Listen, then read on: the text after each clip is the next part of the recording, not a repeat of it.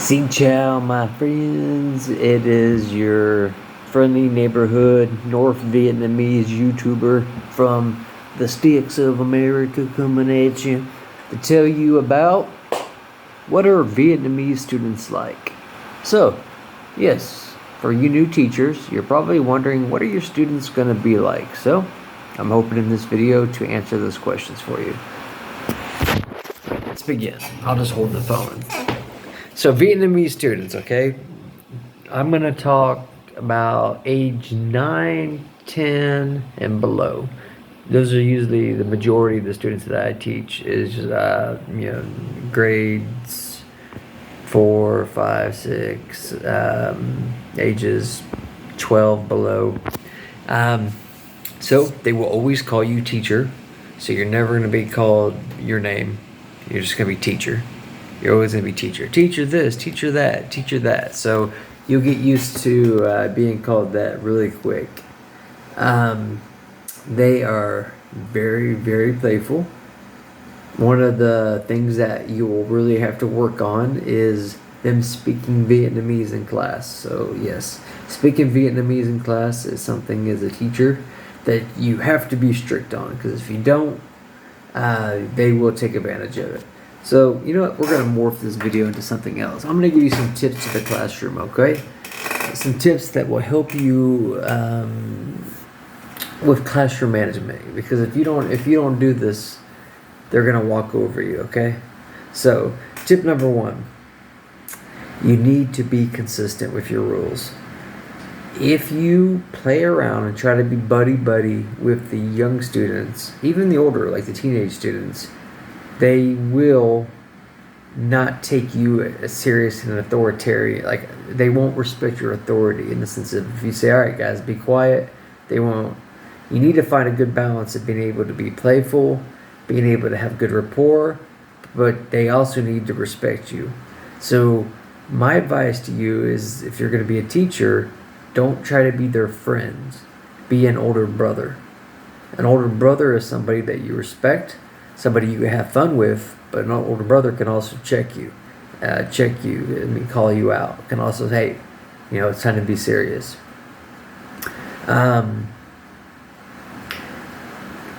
Seating arrangements are a big way of minimizing a lot of the behavior problems that you'll have in classes.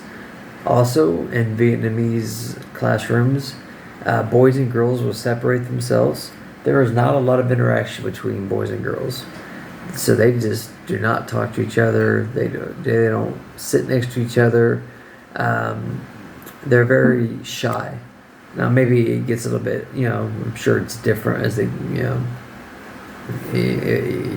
older the class gets. So when they're younger, little kids, obviously they don't care.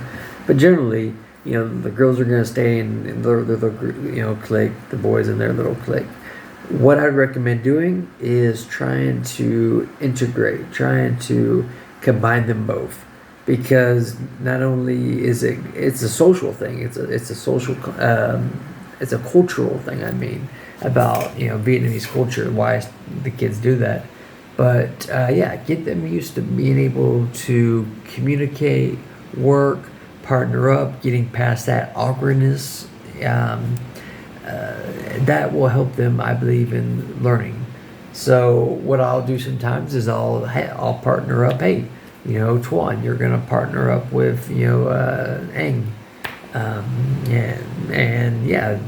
eventually they'll get over it, and there might even be a friendship or a mutual respect that will come from it. So that's something important to keep in mind. Also, let me go back to my original point. Don't try to be their friends. Be their mentor. There's a difference. If you be a friend to a student, now we're talking maybe teenagers, okay? Even the younger students to teenagers. If you try to be friends, cracking jokes, playing around, you will not have control of your classroom. So what you're going to need to do is have a time and place to be playful. Beginning of the class, on break, and maybe the last 5 minutes. Before that, you need to be strict. And it's not a good feeling when the students might not like you at first. They might be like, especially if you're a new teacher or if you're filling in for a class. If they're used to a different teacher, they're gonna, but trust me, students respect structure. They need structure. They need discipline. And I don't mean that in a mean way. I mean they need somebody who has a backbone.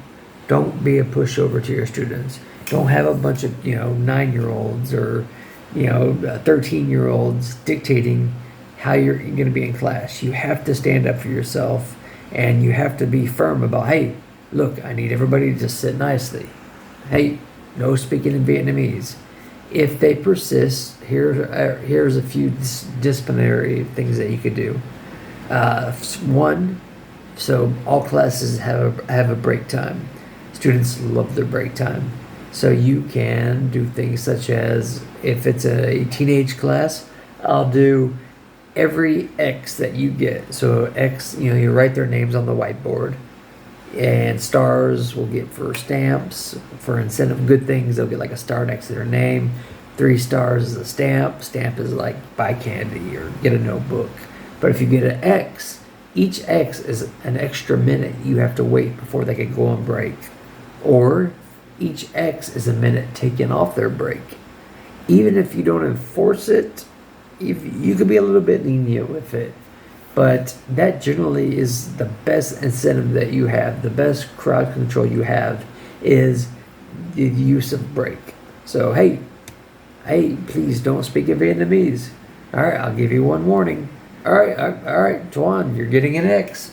Okay, I'm going to give you half an X. Okay, next time it's a full X.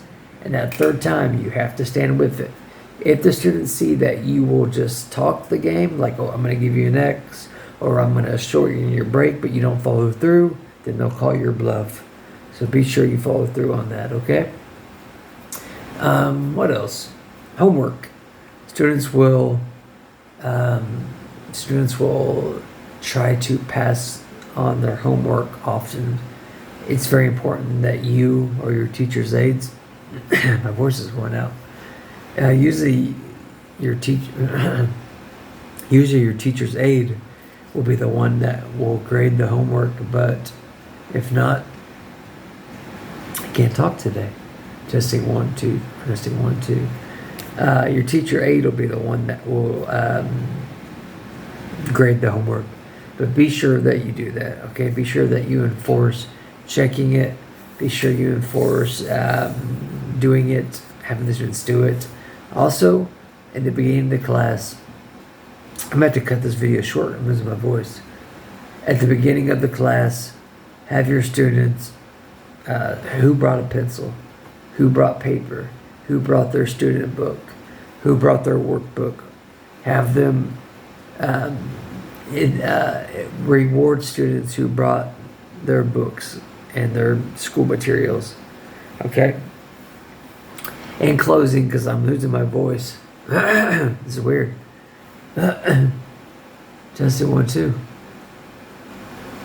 I guess in closing, the point is, just remember, you're a mentor. You're not a friend. You're a mentor. That's very important, okay? So, yeah, I had a lot more to say, but I can't talk. Maybe I need to get some water. Alright, guys. Anyways, I hope you're doing well. Goodbye. Maybe my voice will come back.